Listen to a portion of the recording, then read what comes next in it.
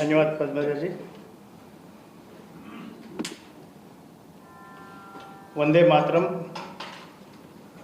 by Padmaja ji.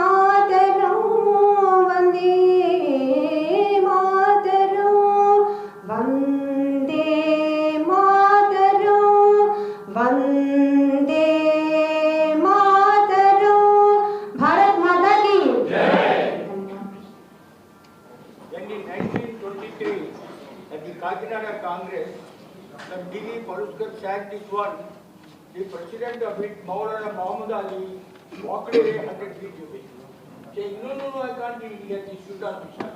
He walked away. Right. Dhanyawad. Please be seated.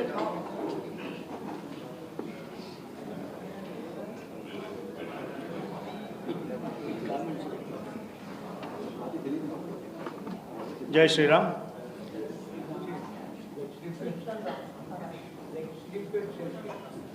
Let us not forget to remember all our Karsevaks who lost their lives for the cause of Ayodhya Ram Mandir. Let us show our respect by observing 1 minute silence. Memory of all the Karsevaks, hundreds of them who lost their lives. When Mulayam Singh mowed them down.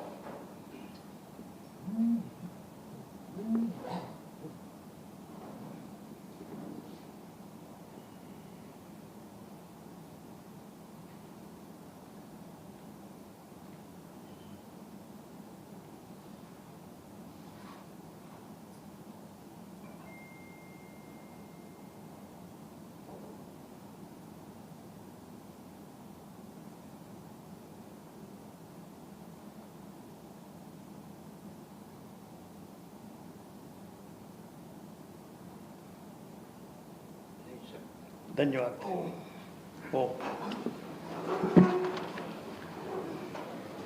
Let me start by introducing myself. I'm Chandrasekhar, Joint Secretary, Pragna Bharati, Telangana. On behalf of Pragna Bharati, I would like to welcome you all to this evening book launch program. As you all can see, the title of the book is A Tryst with Ayodhya, Decolonisation of India. The author, Sri Balbir Punj, is here with us. It's our opportunity to listen to all the speakers today and get more informed about what actually happened right from the beginning and until the court's verdict, and even after what is happening on this issue. So let me start by requesting our chairman, Dr. Hanuman Chaudhary Garu, to start this evening's program with his opening remarks for this evening.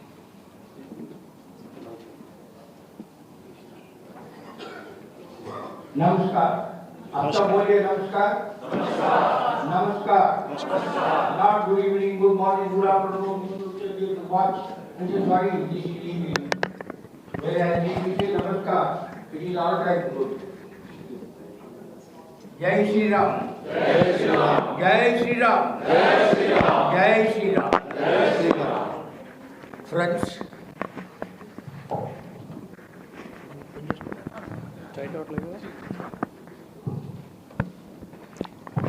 This is a great occasion. It's working. Leave it. It's working. It's working. Camera, not speaker. It's a great occasion. This evening, a great book, Tryst with Ayodhya, is going to be released by an intellectual warrior, Sri Balbir Punj, an intellectual Hindu warrior, like the late Sri Sitaram Goyal, who was another great warrior. So he has written this book. It's a panoramic review of the events leading to the Ramlala coming back to his place. It is a nearly 400-year-long struggle has been consummated recently. That struggle has been won on the 22nd of February when Modi ji did the Prada Pratishtha of Ramlala. Friends, it is a sad story. Every country that had become free from colonial exploitation and imperial rule has gone back to its roots, but not India. For example, take the African countries. What was called Gold Coast, it became Ghana. What was called Ceylon became Sri Lanka. What was called Burma has become Myanmar. What was called Rhodesia, it is Zimbabwe. So, every country that freed itself from imperialist rule, colonial exploitation, has gone back very proudly to its roots and said, this is not my name is this, but not Bharat. It is only now that even in the preamble of the Constitution, we are highlighting the word Bharat for our country. Friends, what a travesty it is that for a Ram temple, it was a temple which Babur's minion in 1528 had broken down and then converted into a mosque. Now this is exactly what Prophet Muhammad has done in his lifetime. 2 years before his death, in 632 AD, that is 630, he conquered Mecca. 10 years earlier, he had immigrated to Medina. And in Medina, he became a king and daylight, etc., etc. He attacked Makkah. He went to the Kaaba, the holiest of the holy places. And there were 365 statues of the gods and goddesses of Arabia. So he pointed each one of them and said, smash, smash, smash. And then on the walls, there were portraits, paintings of Abraham, etc. He defaced all of them. And what Prophet Muhammad did is what every Muslim is supposed to do. If he is true to his faith, he must do this one. And that's what the discourse of those who invaded India and looted and afterwards settled down and ruled this country. Now, some of the leftists, the Marxists and others, led by that great lady, who is that? No, not Sonia Gandhi. Robila Thapar. So they go on justifying, say, no, they did not come for this purpose. All these temples are storing a lot of wealth. That's why they attacked them. Here is, this is Dr. Ambedkar.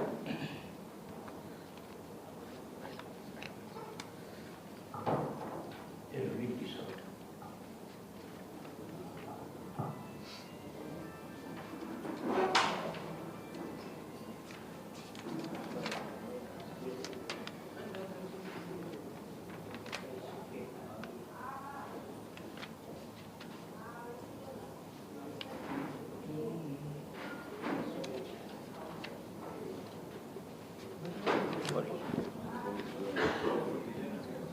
Because these days there is not a day when Dr. Ambedkar is not quoted and realized. He has written extensively upon the Muslim rule and invasions in India.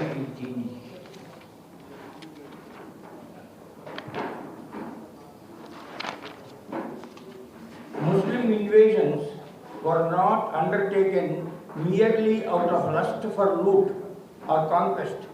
There is no doubt that striking a blow at the idolatry and polytheism of Hinduism and establishing Islam in India was also one of the aims. The Muslim invaders were all united by one common objective, and that was to destroy the Hindu faith. Slavery was the fate of those Hindus captured in the holy war. It's a holy war. They were enjoying to do that one.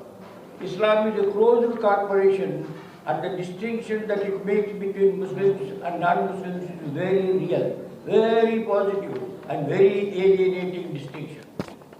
So friends, smashing temples, desecrating them, and in those very places, constructing the mosque with materials there is an accepted principle and practice of the Muslim invaders in this country and elsewhere also. In Spain, they did the same thing.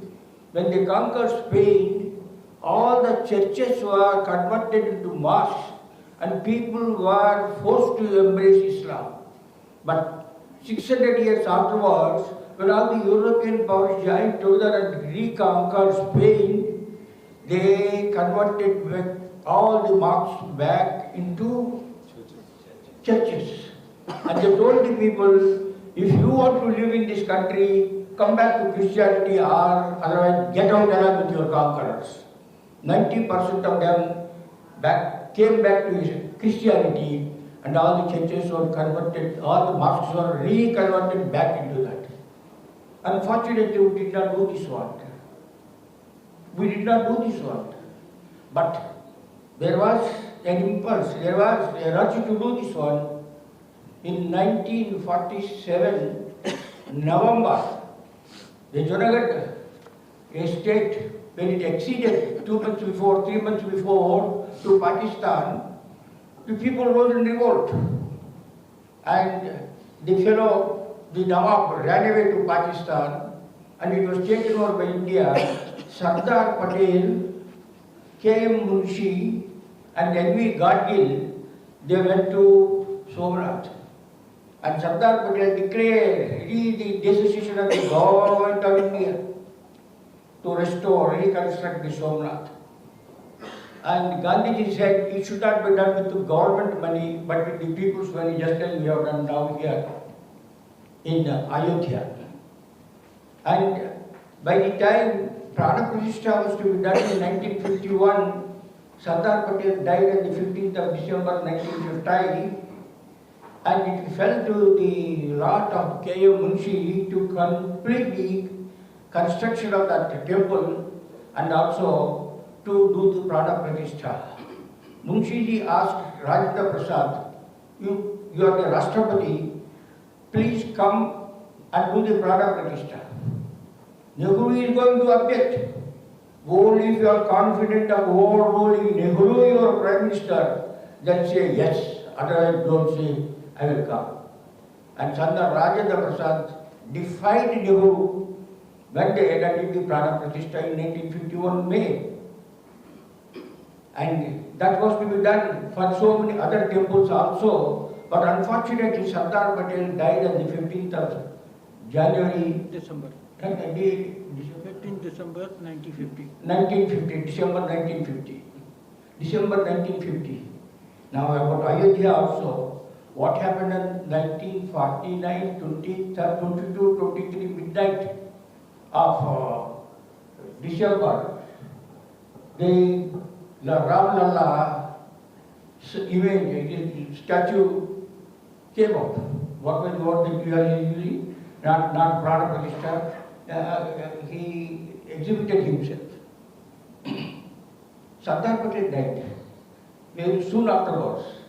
People wonder why, just like in Somnath, in Ram temple was also not constructed during that time. That is because Sardar Patel died very soon. And Nehru took it to himself, saying that statue should be removed from there. There was one KKK Nair, ICS. He is from Kerala. And his wife, Shakuntala. So anyway, this KKK Nair said this cannot be removed. There was a lot of and Govinda was the Prime Minister, Chief Minister. In those days they were called the Premier of that state. So he allowed, and in between, in December, Sardar Patel, no, in January, Sardar Patel, 10th of January, Sardar Patel wrote a letter to Pandit Punj. Anyway, all that story is written more beautifully in this book. So, K.K. Nair, he determined that no, this statue will not be removed. He was hounded by Nehru. He lost his job and he started practicing law. His wife Shakuntala stood by him, and in the first elections in 1952, she stood as a Hindu Mahasabha candidate and won, and she was 3 times afterwards. And by 1971, both of them were members of parliament, 1971.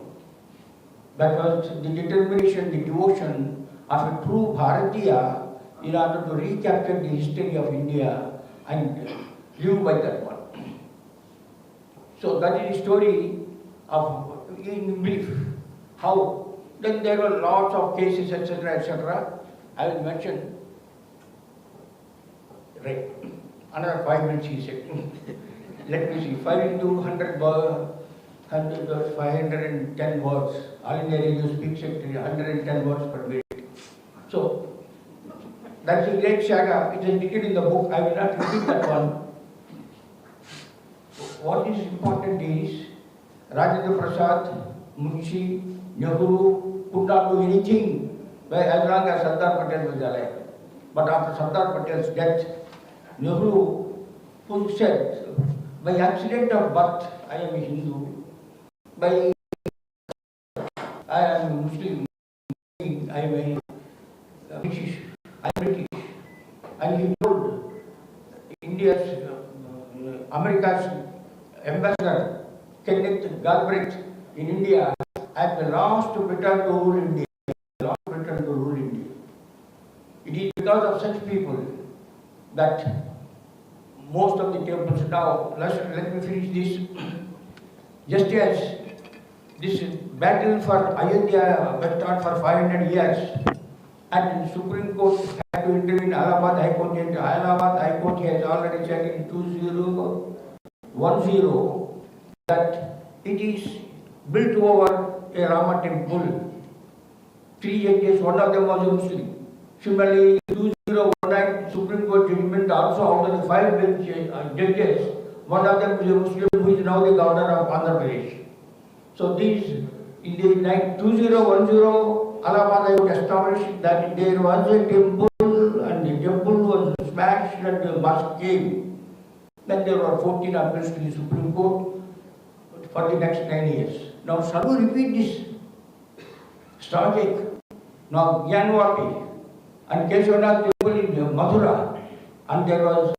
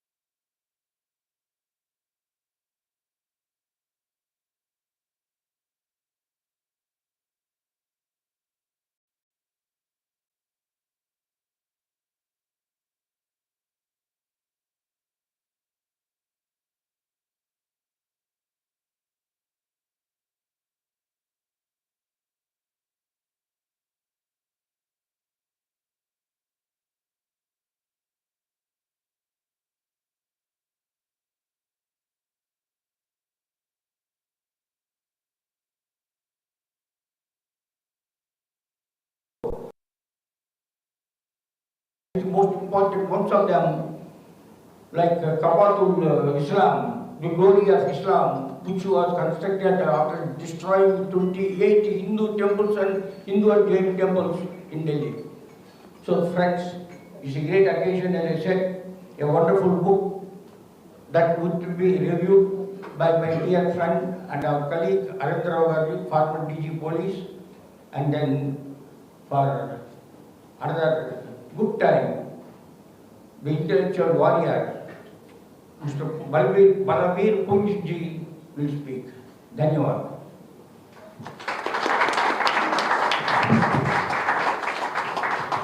Thank you so much, sir. That was Dr. Hanuman Chaudhary Garu.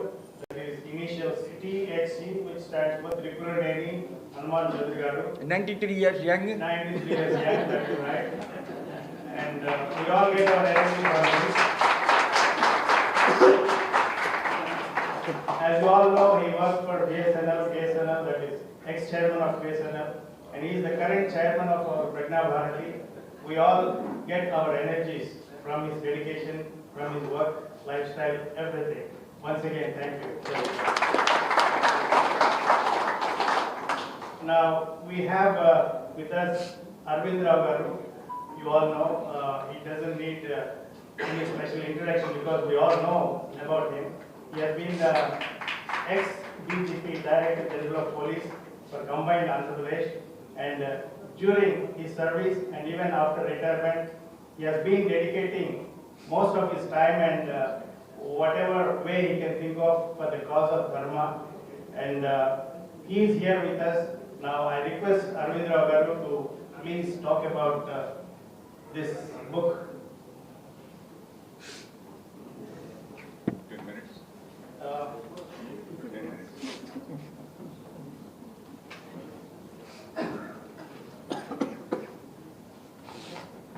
Jai Shri Ram. Jai Shri Ram. I am also inspired by Chairman Yeah, better to say that I'm inspired by Rama.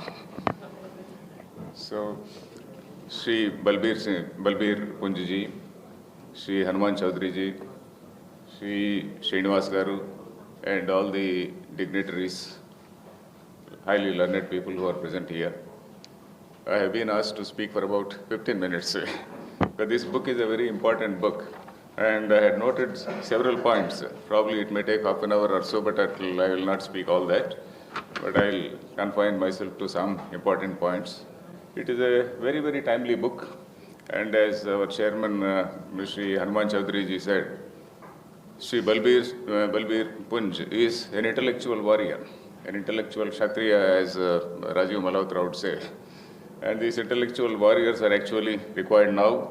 And this book actually, it gives the right perspective. It has come at the right time in order to give us the right perspective. And his approach is that it is not an occasion to gloat over any victory or anything. We have to be very cautious. He is very aware that this is a sort of ongoing civilizational war in which we have to be always alert and we have to be vigilant if we have to retain and go forward. So that is what it says. And so, of course, I don't want to comment on what happened about 500 years ago during the time of Babur or Akbar. But one important thing which I didn't know was that there is also a theory that it is not only, it is usually presumed by us, it is that the temple was destroyed by Babur. But then there is also a version that it was destroyed by Aurangzeb's lieutenants. This I didn't know till I read this book. I was not aware of this. And there is a lot of research. In fact, I read almost all the chapters, including some of these annexures. And it is a mine of information. And starting, a lot of historical information is available in this book. And the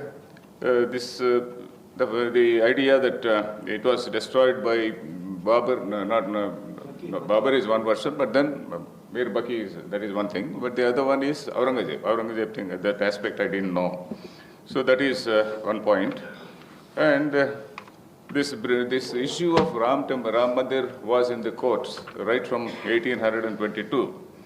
And in 1855, this Awadh, the kingdom of Awadh, it came under the British from Wajid Ali Shah, that famous Shatranj ke Khiladi. So from them, the British took over that Awadh kingdom, and from that time, the British were handling this particular case. And this book contains a lot of information about Mr. Nehru, Pandit Nehru, we should say. So this Pandit Nehru, what he did, and then how great this Pandit was, we do not know, because his book also is titled Tryst with the Destiny. We are aware of this, Tryst with the Destiny. And Tryst is again a very tricky word. Tryst actually means it is a meeting between two people who have some romantic relationship. That is what is a tryst. So, and Nehru's tryst was probably unfortunate tryst because it was not with a legitimate wife, but it was an illegitimate tryst probably. So that is the reason why Nehru could not appreciate the dharma, the Sanatana dharma of this land.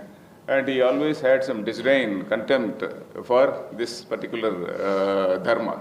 So it was very unfortunate that at a very critical moment of history, we had a leader who was having a sort of disdain for this particular, dharma. And a lot of information is there about Nehru, there is one chapter called Nehru versus all others. As Hanuman Chaudhary ji just now said, all other people were willing to have that Somnath temple. But Nehru was one man who was putting a lot of pressure on so many people, including on K.M. Munshi, saying that you are promoting Hindu revivalism. So Nehru was a person who did all this, and we never knew any of these things in our history. And his disdain for Hindu civilization, it only shows that his poor understanding of our tradition. And anybody who has an idea about the egalitarian and very liberal tradition which we have, nobody would have felt like that. And we usually have an impression that Nehru was such a learned man, but probably all his learning was only whatever the British told in in London, whatever, wherever he studied. So apart from that, his ground reality probably he never had any information. And he was the first nominated Prime Minister. Of course, the Congress culture, it starts with Nehru. Because against the decisions of all these provincial committees, Congress committees, he was nominated, though no provincial committee recommended his name. So this is one thing which is given in detail. And in another chapter also, chapter number 15, Who Stopped the Ram Temple? We get details about how Nehru was nominated. He was because Gandhi said he is the only Englishman, he is the only person who can handle the British people. And we know how he was handling the British people. He was very good in chatting with them, dining, and then partying with them. So that is what we see. And his statements are also deplorable. Nehru's statements, these are some of these statements which we find in this book. They are really shocking. It seems he once spoke to Mr. Raja Rao. Raja Rao, we all know that famous writer. He said, enough of Rama and Krishna. 3,000 years of deity and 3,000 years of deities have given us slavery and poverty. He is said to have, said to have told this Raja Rao. Then he says he is attributing this poverty of this country to Hinduism. And this is precisely what the British did. And it is astonishing to see how Nehru was so totally ignorant about the fact that prior to the arrival of the British, our GDP was about 30%. And then when the British people left, it came down to 2% or so. And then he was also a witness to so many facts in his own lifetime. That the Bengal famine was directly due to the action of the British when they took away all this rice at that particular time, and then during the Second World War, and the Bengal famine, millions of people died, and Nehru was an eyewitness to that. And Nehru also knew how our industry was destroyed, Indian industry was destroyed, how the shipping industry was destroyed, and how various other industries were destroyed. And how how so many artisans were impoverished. In fact, in the Wikipedia also, very honest note is there about how Indian, artisans were impoverished because of this colonial policy. And Nehru was a witness to that. And he says that Hinduism or the Sanatana Dharma is responsible for this poverty. And he was so brainwashed. It is astonishing to see that this Panditji was so brainwashed by all such information. And in fact, I wanted to read out some paragraphs, but then I don't have time.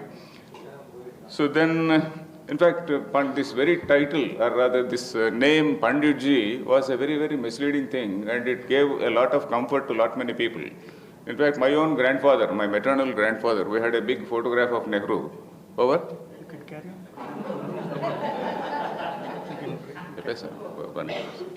So my own grandfather, my maternal grandfather, we had a big photograph of Nehru, and he used to put kumkum to that Nehru picture every day, and then he used to say that, oh, he is a Kashmiri Brahmin, Kashmiri Pandit. So all the Pandits were under the impression that we are all ruled by the Pandit, by one great Mahan Kashmiri Pandit and all that. So he was successfully fooling the whole country that he was a great Pandit, and then he had absolutely no idea about the intellectual heritage of our country. Then after Nehru also, it is very, very pathetic to see. It is very, very pathetic to see that the government, the then government, that is at that time, the Congress government only, they were very unwilling to accept the abundant archaeological evidence which was there underneath. This is in page 199 onwards. It says, this entire archaeological evidence, it was so totally brushed aside. So that is what we see there. And the government submitted a petition in the Supreme Court saying that we can't say that there is absolutely no proof about Ram's existence in history. This is another stupendous ignorance, we should say. Is it ignorance or absolutely very incurable appeasement of the government? We do not know. It should be taken as incurable appeasement only. It can't be so total ignorance.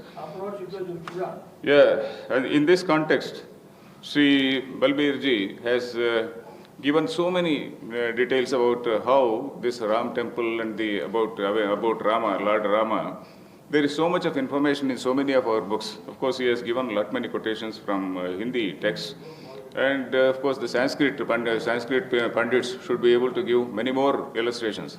I myself know that, for example, in Padma Purana, people who have studied Srimad Bhagavatam, if you see Bhagavata Mahatmyam, the very first chapter, the first few shlokas only we come to know that Narada was in despair. Narada was moving around, he just came round, he was on his rounds to earth, and then he saw so many Punya Kshetras. And in all the Punya Kshetras, he saw only Bhakti, and there was no Jnana and Vairagya. And when he was narrating this Punya Kshetras, he mentions that Setu Bandha. He mentions the name of Setu Bandha, that is the Rama Setu. So that Rama Setu was a place of pilgrimage by the time this Padma Purana was written. When was this Padma Purana written, we do not know. And again, in Parashara Smriti, there are shlokas. Parashara Smriti, that again is a very ancient text. There again, there are a couple of shlokas. There he says, Setu Bandha Pathe Bhiksham Chaturvarnyat Samacharet. Somebody who is going on a pilgrimage to that Setu, Rama Setu, he should take bhiksha from all the 4 varnas. That is again mentioned. Setu Bandha Pathe Bhiksham Chaturvarnyat Samacharet. Setum Drushva Samudrasya Brahma Hatya Vyapohati. Even if you kill a Brahmin, that sin will be washed away if you visit that Setu Bandha. And Setum Drushva Vishuddhatma Avagaheta Sagaram. After seeing that Setu, you have to take a dip in that sea. That is what Parashara Smriti says. Parashara Smriti, in fact, 4 or 5 shlokas, it describes this Nala Setu. It was actually called Nala Setu. Of course, we call it Rama Setu. But Valmiki Ramayana itself calls it Nala Setu. I had an opportunity to teach the entire Valmiki Ramayana on the YouTube. In fact, my classes are there, about 200 and odd classes are there on Valmiki Ramayana. I was fortunate enough to teach the whole text. And then again, when Bharatam again there is a mention. In Bharatam, there is a big chapter called Tirtha Yatra Parvam. Because many people in Bharatam, not many, of course 2 people. Arjuna, when Arjuna goes out for 1 year, then these Pandavas, they visit so many places. Several sages come to them, and then they used to give some confidence to them, say that you will again come back to power, etc.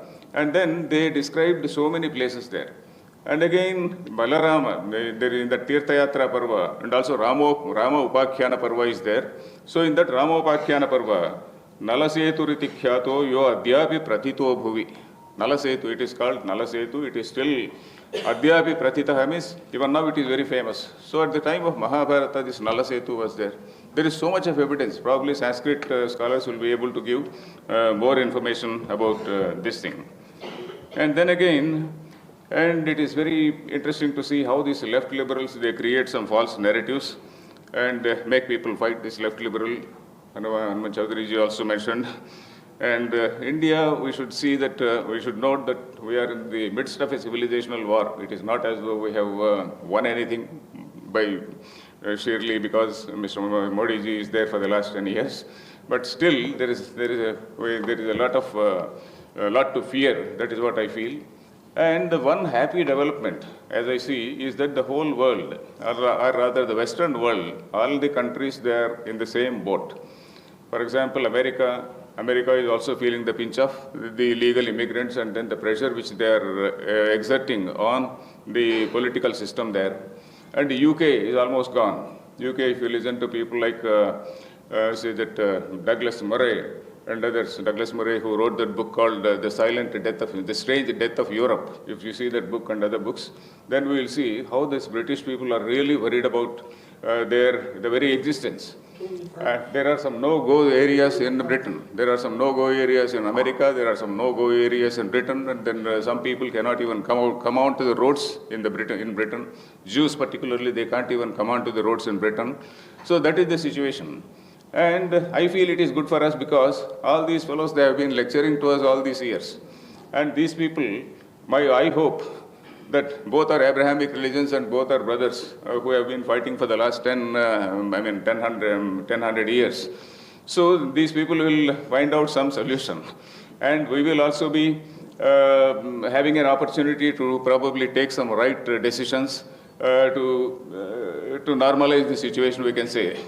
So that is how I have got some amount of hope. And it is the fact that our history was distorted and all that is very well known to us. And it is good that the emergence of social media, in my view, it is a very great positive factor. And this Ayodhya is a small rectification. It is rightly said by the author that Ayodhya is a small rectification of a great historical error. But then vigilance, eternal vigilance is very much required. And we have a right to defend our civilization. This is one thing which we have to see. Because no civilization should say that my civilization is the greatest. In fact, ours is the most egalitarian, most permissive, and most liberal. In fact, all the great ideals which now people talk of, that is this liberalism, secularism, all these things, if we read Gita and if we read the Upanishads, we see that these are the things which are there. This is our core doctrine. That egalitarian philosophy is our core doctrine. If we see our text and also see the other texts, then we will know where we are. And the real self-confidence comes to us only when we read our own texts. So with this, once again congratulate Shri Balbir Punjji for giving us a very, very timely book, this Tryst with Ayodhya. And his tryst is really honest tryst, not like Nehru's tryst. And we all have a romantic relationship with Rama. We all not only a romantic relationship, but a very devotional relationship, I should say. We all have that very devotional relationship, and we have to congratulate Sri Balbir Punjji for having given us a very great, a very timely book to give us the right perspective as to how we have to understand this whole situation.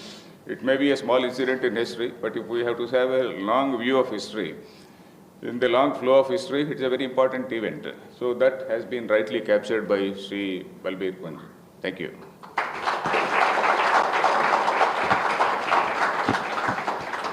Thank you so much, sir. Now, the moment all of us have been waiting for is here.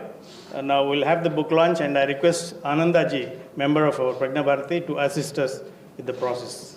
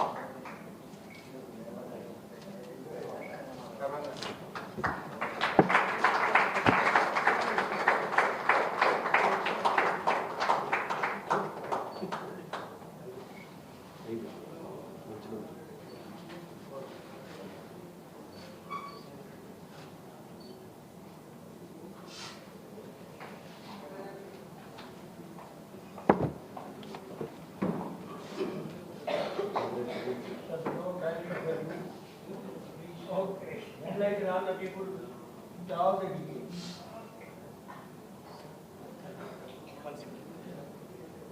Nehru was defeated by Patel in 1950 election for the government question. Nehru put up proposal. Now I request. Put up Maharshi Tandon, and Nehru's man was totally defeated. So that was after Gandhi's death. Because as long as Gandhi was there, the scraper card was keeping up on me. Now, may I request Sri Balbir Punj, the author and speaker for this evening, to talk about his book. No time limit for you, sir. Okay.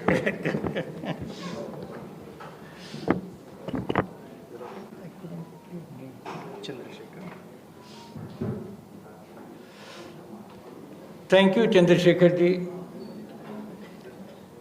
He said very generously, no time limit for you. I am reminded of a function which I attended about 2 decades back in Chandigarh. It was 12:30, and the program didn't mention how much time I had.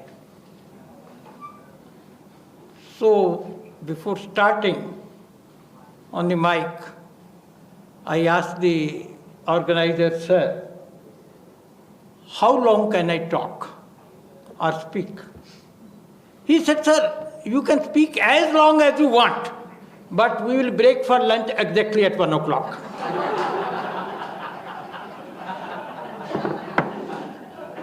When I was planning to come to Hyderabad for this function and working out details with Srinivasji on phone, and the date was still not decided. So one of my friends who belongs to our school of thought, he asked me, Balbirji, I believe you are going to Hyderabad. I'm like, I don't know, we are deciding on a program. He said, then have you fixed up with Hanuman Chaudhary ji to meet? I said, no. But I will definitely meet him. He said, the program is not decided. You are not fixed with him. How are you sure that you will meet Hanuman Chaudhary ji? I said, भाई, राम जी की बात हो रही है, हनुमान कैसे नहीं आएंगे? हनुमान जी की बात हो रही है, so Hanuman ji to inevitably turns up, and don't know in this audience who is Hanuman ji. Of course, Hanuman ji Chaudhary is here. Then we had Ravindra Rao ji, former DGP of Police, United Andhra. But more than that, his introduction should include, he is the author of Indic Religions, Challenges for Survival. He presented me with a copy when I came to the function. I scanned through it. It's a very useful book, and we must compliment for him for this book. Thank you, Raji. Rajesh Kumar ji, then of course Srinivas ji, and Mr. Raghu, and friends. Hanuman ji has already set a precedent. No good evening, no namaste, Ram Ram. बोलने पे बड़ा पुण्य मिलता है. Ram Ram. Ram Ram. Now, this book was written in 4 months. And even if you offer me a ton of money and want to commission me to write such a book in 4 months, I will say no, because it's impossible to write such a book in 4 months' time. It's more than 400 pages. As Hanuman Chaudhary ji and Ravindra Rao ji certified, it's a very well-researched book. It's not something what you can say born out just of emotions. It's strictly based on facts and arguments. This was possible only because Ramji wanted me to write the book. There is no other way I could have written it. It was just Ramji motivating me. And those days, in fact, I was supposed to visit London, where my younger daughter lives. We had got the tickets. The program was made for a month. That program was given goodbye. No birthdays, no marriage anniversaries, no parties, no dinners, which were a very essential part of Delhi's useless social life. Day and night, Ramji and his book. But when I say so, if you find any error in the book, and there may be, don't blame me Ramji for that, blame me for that. I mean it. See, this book, when I was searching for it, I must have read about 50 books in English. I mentioned quite a few in the beginning. About 7, 8 of them, which tries to give the correct perspective about the problem. Most of the books written in English, maybe over 40, which I have read, and maybe even more. They make about 3-4 points. Number one, Ramji is a fictitious character. है ही नहीं, evidence क्या है? Where is the birth certificate? And how do you prove that Rama was born at the very right place? Produce the revenue records of Maharaja Dashrath that he had a palace there. Number two, these RSS and BJP, they are gundas. They stole away a mosque and forced a temple on that. That is the second lie. And third, that it was not a movement by the movement for reclamation of Ram Janmabhoomi was not a movement by the civil society, but was inspired totally by RSS for a political agenda. And Rama is a North Indian concept. It has nothing to do with the rest of the country. Now these are all either half truths or total white lies. If you happen to go through this book, you will realize that truth is something else. Now, starting with one, it was not a Hindu-Muslim problem at all in post-independence era. Mark these words. It was not a Hindu-Muslim problem at all in the post-independent India. It was a problem between Indians who loved India, who felt proud of India, and those who had colonized minds. 1947, till 1947, we were ruled by aliens for almost 1,000 years.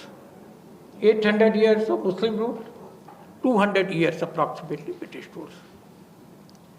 We were ruled by aliens from 15th August 1947 till very recently. We were ruled by alienated.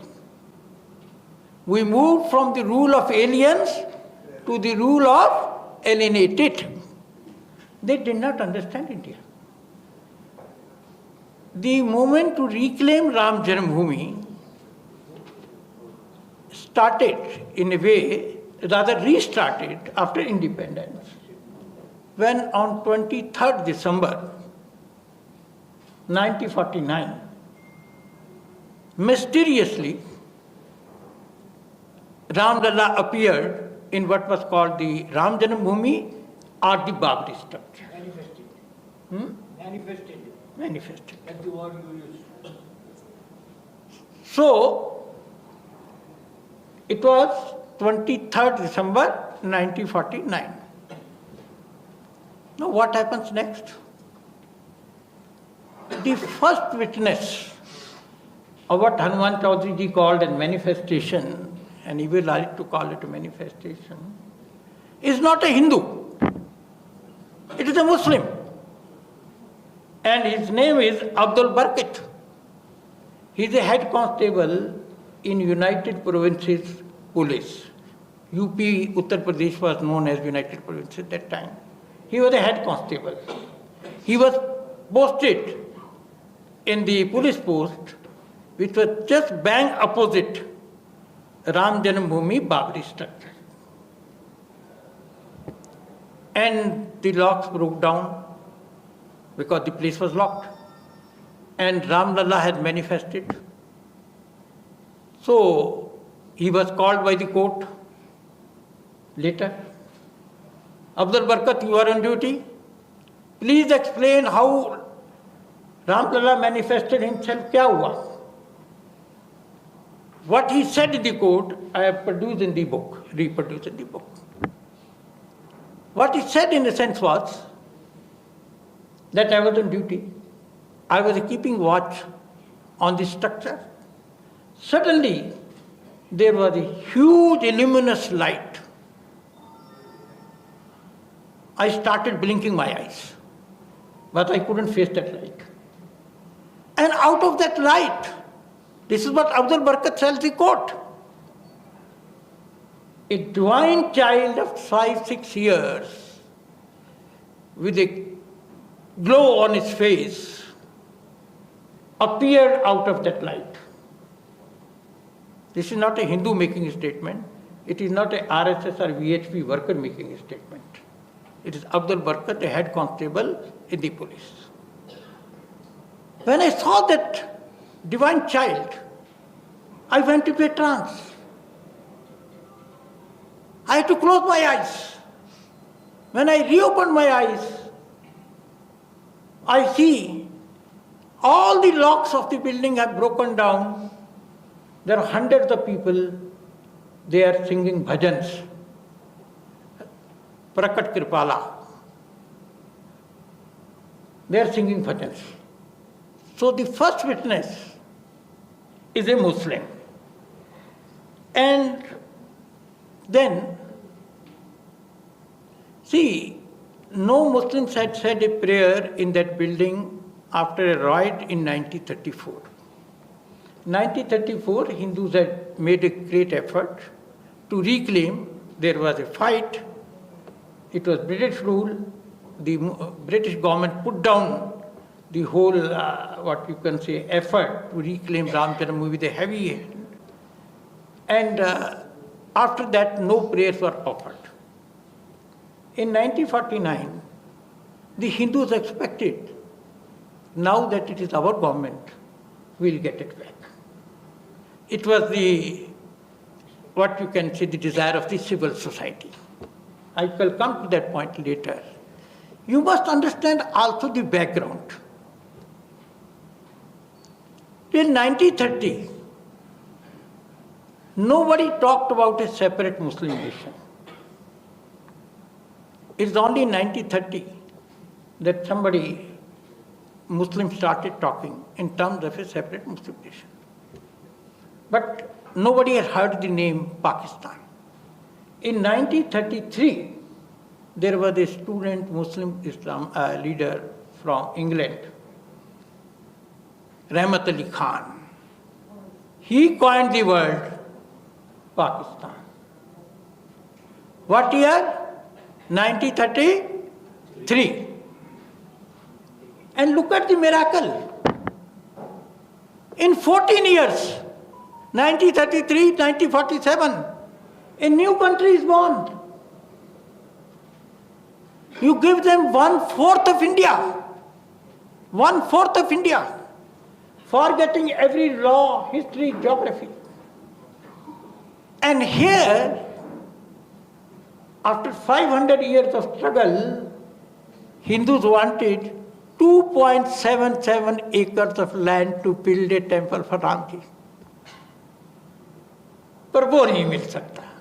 You can give 1/4 of the country in the name of religion, forgetting every law, everything. Somebody can argue, वो तो अंग्रेज ने किया था. That was decision of the British. But that is half truth. Congress had agreed to that decision. A Congress party which could agree to the partition of the country on the basis of religion, I still can't get the answer why they could not manage to give 2.77 acres of land for Ram temple. It was against this background that people in Ayodhya demanded a Ram temple. You will be surprised, brothers and sisters, to know that fact has been hidden. As many as 12 Muslims from Ayodhya, belonging to Ayodhya, they gave affidavit in the court in 1949 and 1950 beginning that this land belongs to Hindus, this place belongs to Hindus, we have absolutely no objection if this place is given to the Hindus to build and develop a Ram temple. So I said in the beginning, it was not a fight between Hindus and Muslims, it was fight between genuine Indians and colonized minds led by Pandit Nehru. Now, what was the scenario in Ayodhya in 1950? The movement to reclaim Ram Janmabhoomi was not led by a RSS or BJP man. It was led by Baba Raghav Das, who was a Congress MLA from there and who was a Gandhian, and he was called Gandhian of Purvanchal. The movement was led by him. He was in turn supported by the Hindu Mahasabha.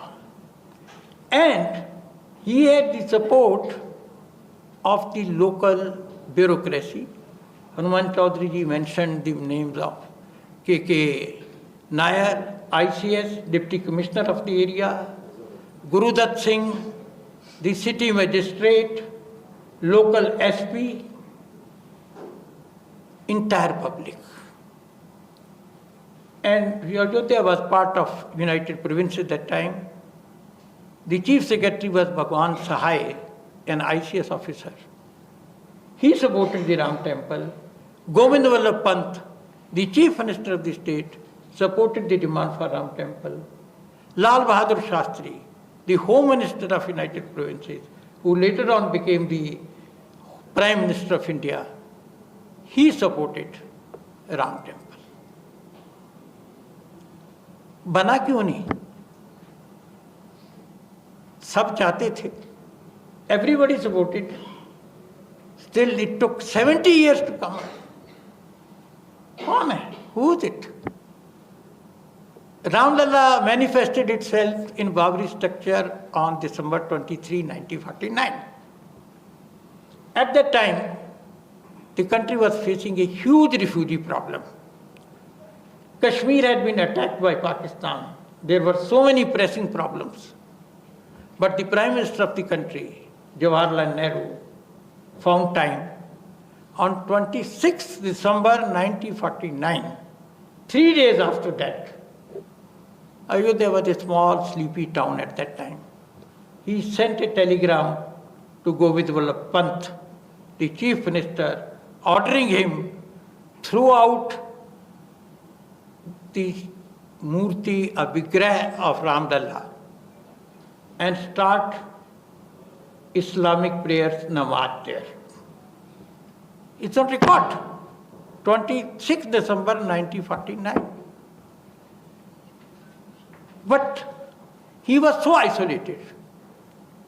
He later on, Nehru wrote to C.R. Das, who was the chief minister of West Bengal. Later on, I've reproduced that letter in the book, saying that Congress people have changed. मेरी कोई बात ही नहीं सुनता है. He was telling, but the local administration led by K.K. Nair, chief minister, they refused to implement his order because it was impractical, unthinkable. So they kept delaying it on one pretext or the other. Nehru was a vindictive man. Later on, he penalized K.K. Nair and everybody who was connected with the movement. Ram temple struggle, I won't go into great detail. It continued for 500 years. And there was one Mahant Raghuvar Das, who in 1885 represented to the British government that we have got a place called Ramchabutra and I am the Mahant there. Please allow me to put up a proper temple there. The inspection was done at 3 levels. I have reproduced that entire episode in the book. But I'd like to read out 4 lines to you, which the district judge, Faizabad, Colonel Chamiar, his name was Colonel Chamiar, he said in his judgment, these are 4 lines, in 1886 judgment he said, "It is most unfortunate that a masjid should have been built on land specially held sacred by the Hindus. But as that event occurred 356 years ago, it is too late now to remedy the grievance. All that can be done is to maintain parties to status quo." You know, they were a colonial power. They had come here to rob and rule. It was not their responsibility to undo historical injustices. So one can understand that. But things should have changed when, what you can say, our independence have come. Hanuman Chaudhary was referring to Somnath episode. The details are known. I'd like only to add one point. 12th November 1947, Sardar Patel was in Junagadh. The state had been merged after the army action or police action into Indian Union. It was the first Deepavali of independent India. Sardar Patel announced there that we will rebuild Somnath. He came to Delhi, spoke to Gandhiji. Gandhiji was very happy. Cabinet meeting took place, presided by Prime Minister Nehru. Sardar Patel shared the details. The cabinet headed by Nehru decided not only to rebuild Somnath, but also to finance its rebuilding. Gandhiji said no. Hindu society should donate. A trust was formed under the chairmanship of a cabinet colleague of Nehruji, Kanhaiyalal Maniklal Munshi, and they started building Somnath with public donations. 30th January 1948, unfortunately, Gandhiji was assassinated. 15th December 1950, Sardar Patel died. Now comes out not immoral, a moral sense of Nehru. A moral sense of Nehru. Duplicacy of his character. Till these two stalwarts were alive, he was ready even to finance the rebuilding of Somnath. The moment the two stalwarts died, he showed his true colors and, breaking all protocols, he advises President Rajendra Prasad not to go and inaugurate. Damn it, if that is a decision taken by your own cabinet. If you are so opposed to building of a temple by the government, you should have got to say at that very point of time that I will resign rather than allow a temple from coming up. The man was totally immoral, and that is a harsh historical judgment. Now, and this trend continued. Manmohan Singh government, dominated by a run through remote by Sonia Gandhi, gave an affidavit in Supreme Court in 2007 saying that Ram is a fictitious character and there is no evidence of Ram Setu. Of course, it led to a lot of upset. I remember Dr. Karan Singh was my colleague in Parliament. So he considers himself, consider Lord Ram and that entire tree as his ancestors. He thinks that he's a part of that family tree. So he met me in Parliament after this affidavit has been filed, and he speaks to me in Dogri because I also come from that area. ਉਹ ਪੰਡਿਤ ਜੀ ਸਾਡੇ ਤੇ ਪੁਰਖੇ ਹੀ ਗਾਇਬ ਹੋ ਗਏ ਸਰਕਾਰ ਨੇ ਕਹਿਤਾ ਸਾਡੇ ਪੁਰਖੇ ਹੀ ਫਿਕਟੀਸ਼ੀਅਸ ਸੀਗੇ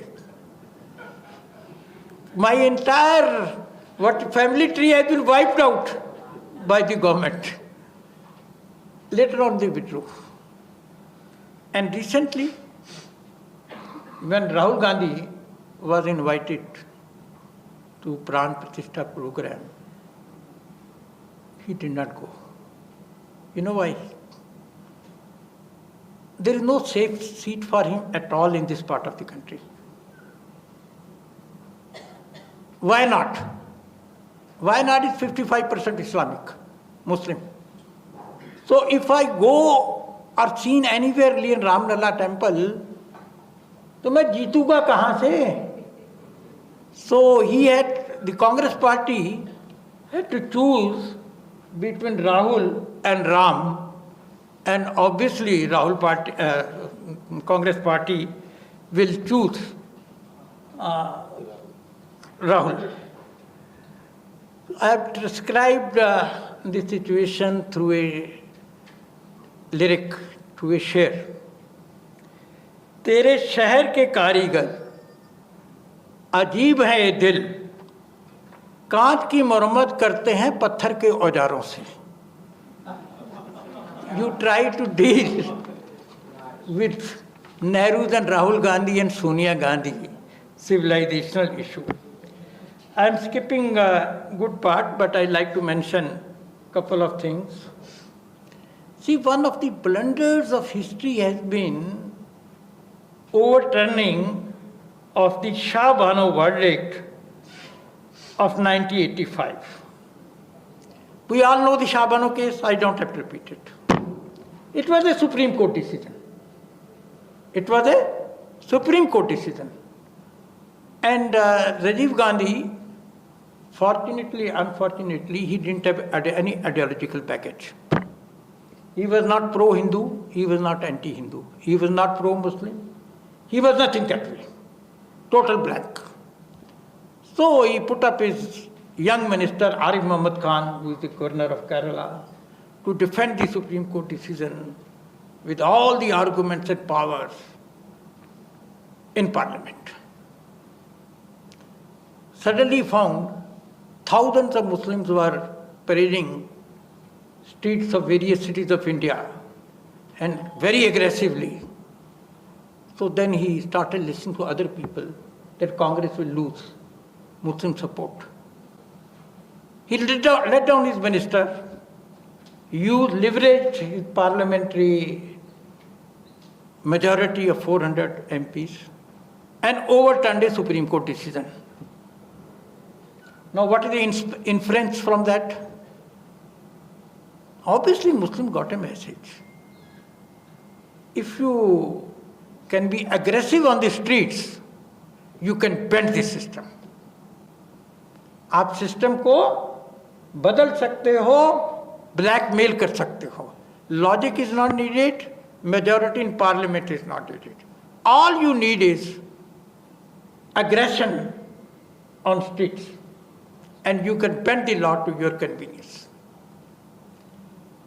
That hardened their attitude on Ram Janambhoomi. That's the point I'm trying to make. Till 1986, none of them had objected even to all the protocol and worship that was carried out in Babri structure. The entire thing started after this Shah Bano case. And you must be remembering 1988 banning of Salman Rushdie's The Satanic Verses, a book which nobody has read in India. Can you imagine? A book was banned even before it landed on the Indian shores. And that further headed what you can say the Muslim attitude.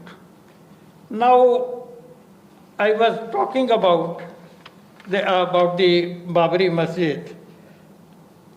Fact was, this is a wrong word to use, Babri Masjid. Babri structure was not a masjid under the Islamic law and also under the Indian settled law. There is a very famous case. It's called Masjid Shaheed Ganj versus Shiromani Gurdwara Prabandhak Committee, Amritsar case, decided by Lahore High Court in undivided India in 1930. And that judgment of Lahore High Court was upheld by the Privy Council also. And that continues to be a settled law till today, because Supreme Court in its judgment on Ram Janmabhoomi quoted that judgment also.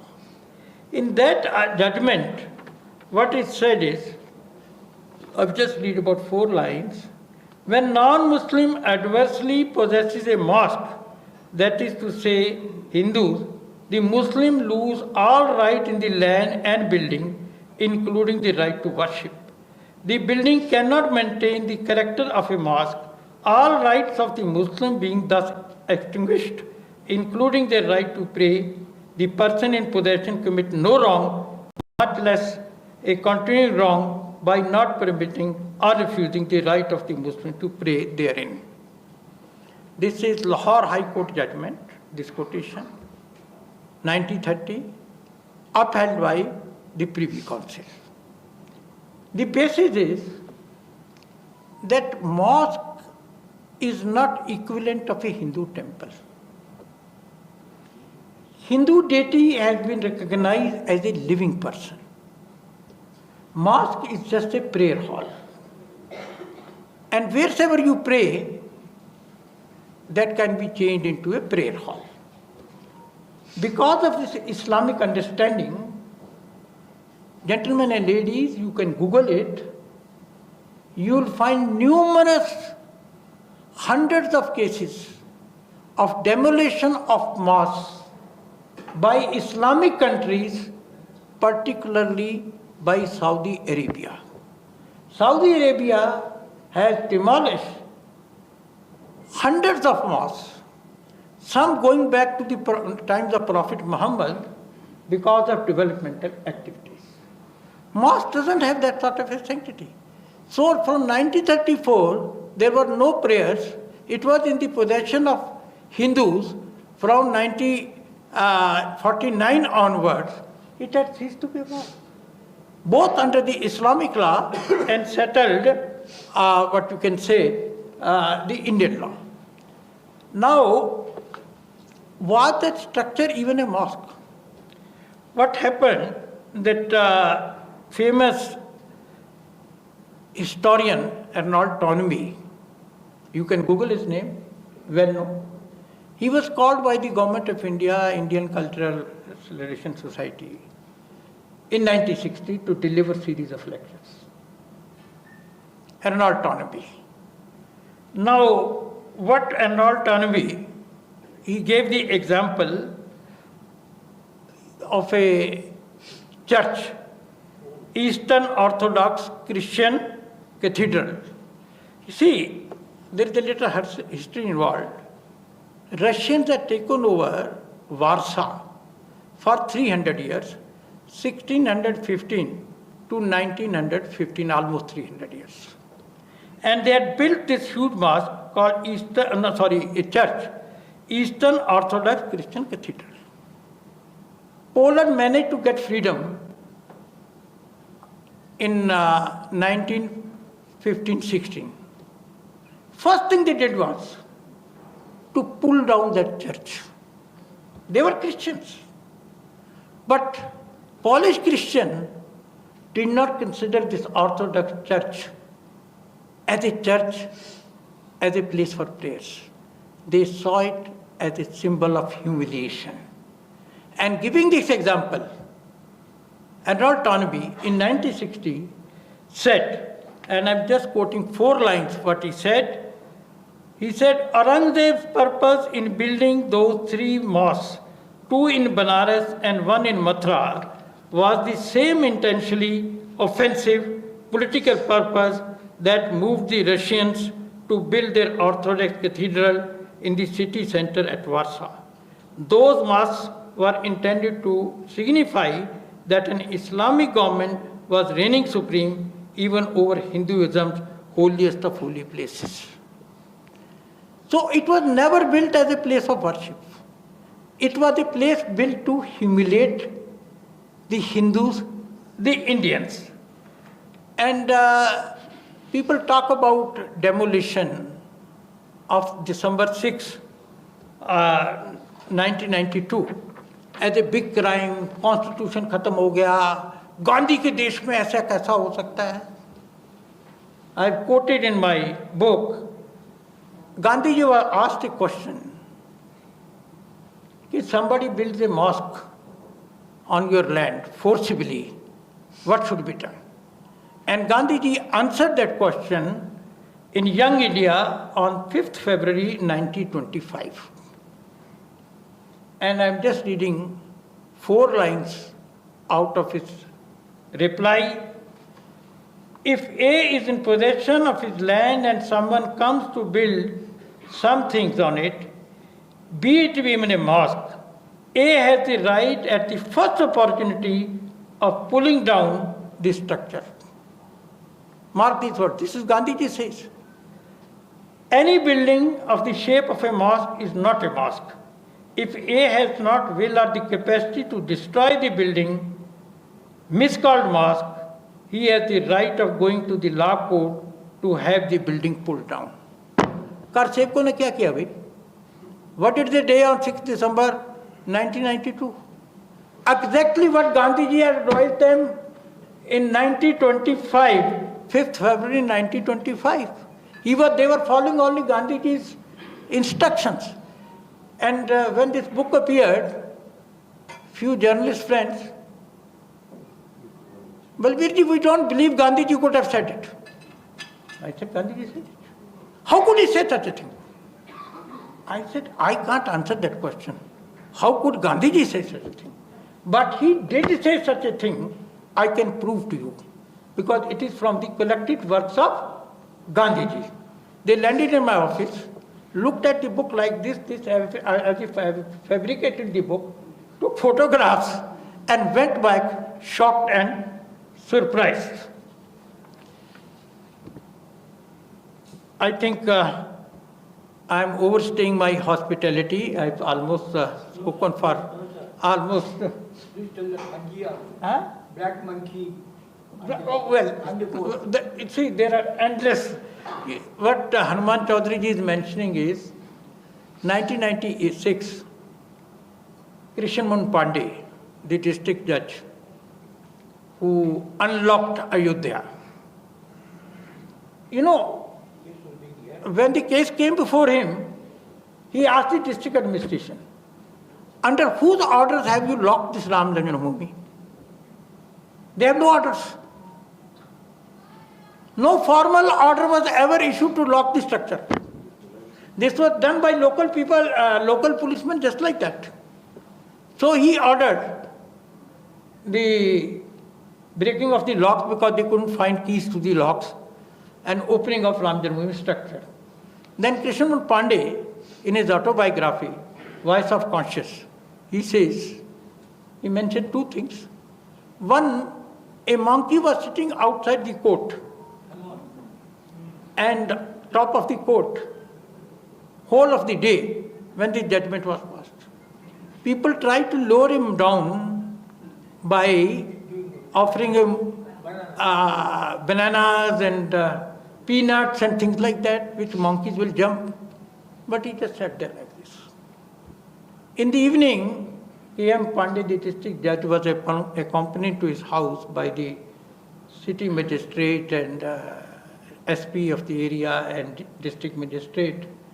When they entered, the same monkey was sitting in his lawn, and came Pandit said, I was shocked. Monkey did namaskar to me and left.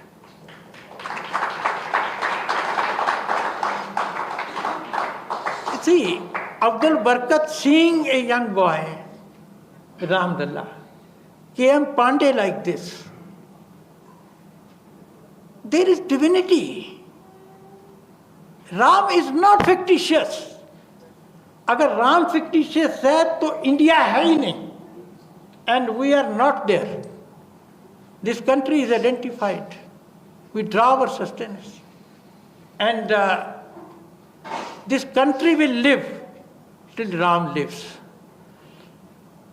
Pakistan और बांग्लादेश में राम खत्म हो गया तो वो देश भी खत्म हो गया.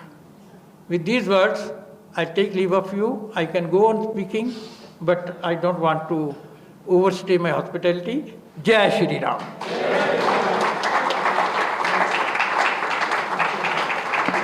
Just 4 lines I want to read, which I wanted to read, but in my emotions, I forgot.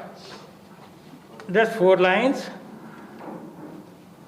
जो ना पूरा हो उसे अरमान कहते हैं, जो ना पूरा हो उसे अरमान कहते हैं, जो ना बदले उसे ईमान कहते हैं, जो झुके नहीं गिरकर फिर से उठे उसे मेरा हिंदुस्तान कहते हैं.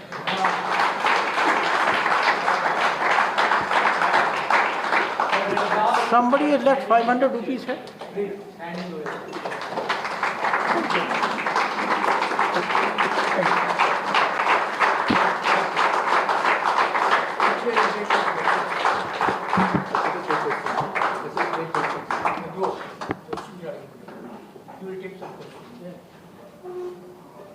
Thank you so much, sir.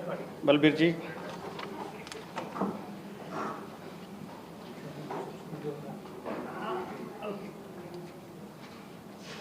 As Arvind Rao Garu mentioned in the beginning itself, the book is very timely. And the subject is with so much of emotional connect to all of us. And after listening to Balbir ji, we now understand that he made sure to delve deep into the intricate connection between Bharat and Sri Ram, exploring how they are intertwined. Now, as he quoted already, now after listening to him, the book mentions the resistance, the fight to prevent the construction of the temple, creating false narratives, deliberate denial of evidence, twisting and hiding the facts, and finally exposing the colonial mindset behind all this process. Now, it's very clear. Now, friends, first of all, I would like to thank you for having kept your phones muted. And number 2, we have Hindu e-shop setting up the bookstall outside there. Now, this book, Tryst with Ayodhya, also available there. And there's another book which is reprinted this month in February, Political Islam in India, written by Sri S.V. Seshagiri Rao Garu. These 2 books are available along with so many other titles. These are all available at a discounted price. So please make sure you get your copy. And I'm sure you will have an opportunity to get the book signed also. Now this is the time for question answers session. Anyone who has a question, please ask a question. Here, Mike. Ask a question, Indira.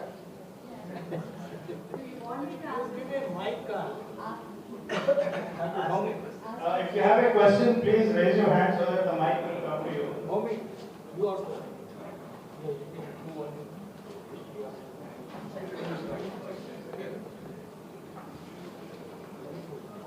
Namaste, sir. I don't have any questions. I agree fully and totally because I have been seeing and watching and following the Ram Janmabhoomi movement right from 91 onwards, and I myself have written so much about it. So I endorse fully, and the spirituality also, and the God that is pervading what you said. That I believe. Thanks. Please raise your hand. Yeah. Namaskar to everyone. In fact, I don't have any questions, but I have learned after coming here. I have come to know many things which I was not knowing earlier. Thank you so much. Thank you, Pragna Bharati. Thank you, sir. Many people they don't read history. questions from anyone? Yeah, there is. The truth about Nehru not known to many.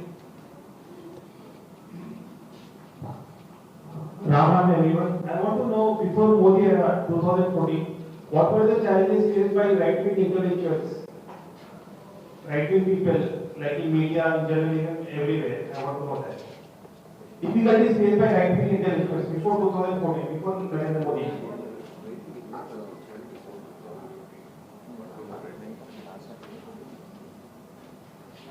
Rajesh.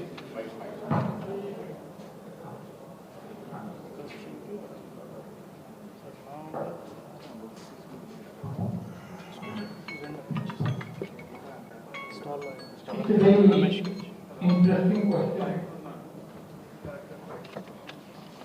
See, there were two, and there have been two, and there are two schools of thought. One represented by, in a way, by Pandit Nehru, and those who believe in his scheme of things. You can find traces of them in Manishankar Iyer and whole lot of these people. And there was another school. Unfortunately for the country, Sardar Patel died on December 15, 1950, too early after India. And that entire power of patronage passed on, and Congress party's control passed on from there. There was no much question. And that set up a trend. And as a result, I won't call them right-wing intellectuals. I will call them objective intellectuals. They were persecuted. They were thrown out of jobs. There was no opportunity. Two things have happened now. One, you mentioned Modi ji coming to power in 2014. Second, even more important is the spread of social media. This has become a big exercise.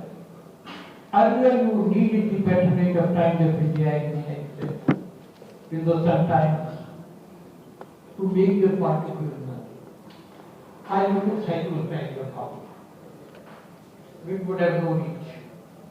Now, without any cost, you can reach thousands of people. So that has brought about equality. And now, what you call right wing, which I call objectivity, has an even chance on its merit with the merit to succeed.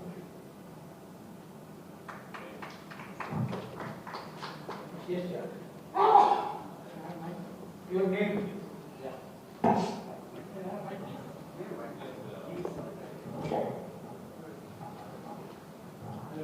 Hello, sir. My name is Hari. I've been reading some of some of your programs. Now I just had a personal look on this because we're little late. You can give me a chance. Now I just wanted to know, now that you have written this, can we look forward to any twist with Gyanvapi or other mantra also in the special?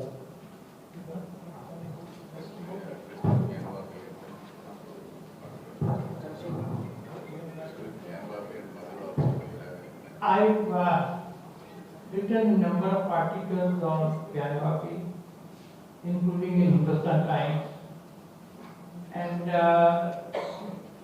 plan to write, in fact I plan to write a large edition of this book, another 6 months or so, revised and enlarged. And second, if Ramji's paper continues, I have listed about 35 Indian controversies. And I plan to write a book where there will be chapters running into 3,000 to 4,000 words on each of these controversies, so that we know the facts and we know the arguments. About 35 controversies.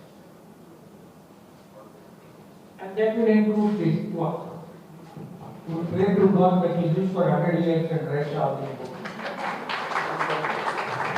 Sir, everybody is not Hanuman Chaudhary, who at the age of 94 can be so naughty. So just to answer your question, Pragna, so just to answer your question, Vikram Sampath is writing the book and the book is getting released on 4th in Delhi, Complete History of Gyan Hockey. It is already coming in the next couple of days. And we may launch it again as well. The question is, shall we have to go through the stomach again? Stomach ache again?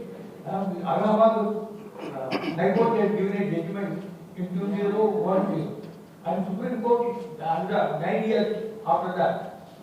So like this for every gang copy and upload mother. That's why I said that the archaeological survey of India be tasked to survey all these and come out with different opinions and then we will see what happens. I would like to read about this Jawaharlal Nehru, what Balbir has written.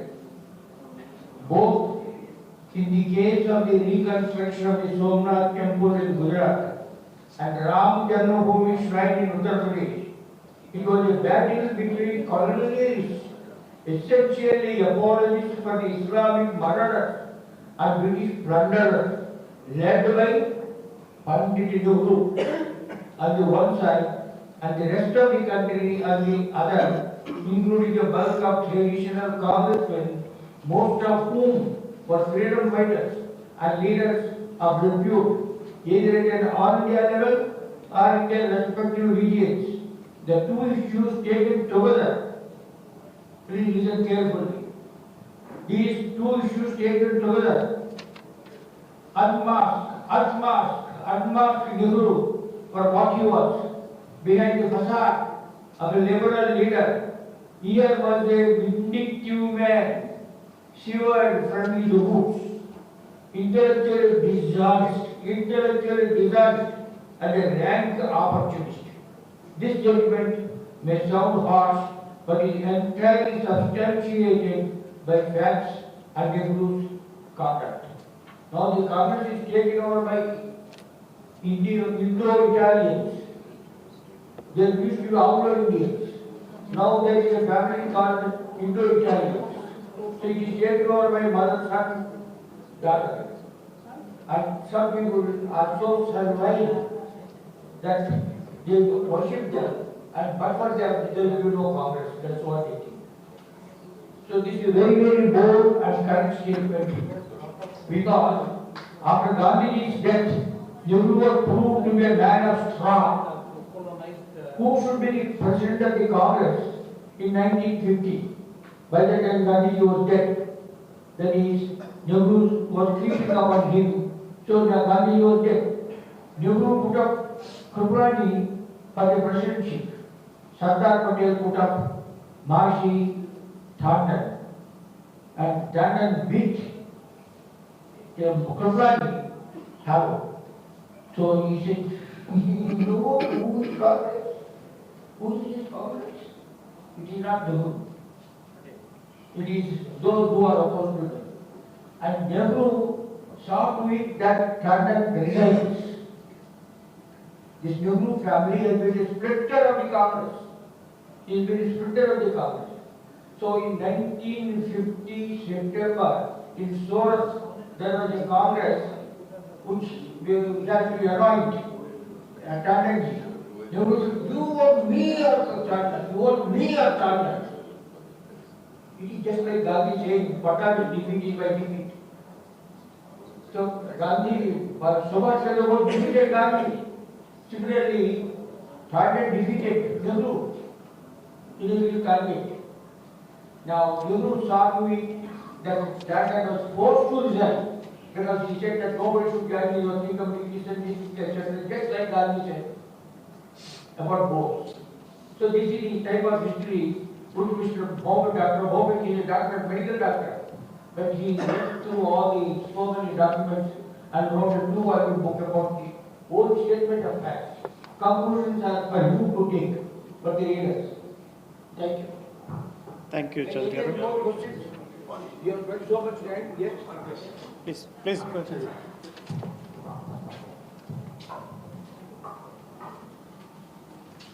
Very short question. Sir, actually for a very illuminating talk. My question is, as you rightly said, that the Archaeological Survey of India should survey all the masjids which were built on temples. But one Vishwa Hindu Parishad leader recently said, we will be satisfied if these three are given to us. Do you agree with this? He said, if Gyanvapi and Mathura and of course Ayodhya is given